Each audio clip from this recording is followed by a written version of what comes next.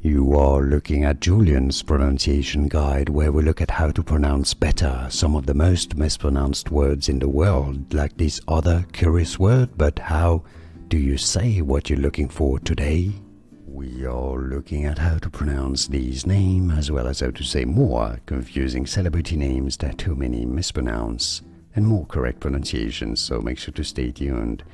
I know some people say it as Dacre or Dacre. No, he says it himself as Dacre Montgomery.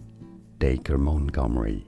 It's easy. And now you know. More videos for you here to learn more correct pronunciations like this video. If you found it useful, thanks for your support and thanks for watching. Here are more videos on how to pronounce more confusing words and names too many mispronounce like this video. If you found it useful, I appreciate your support. I'll see you soon and thanks for watching.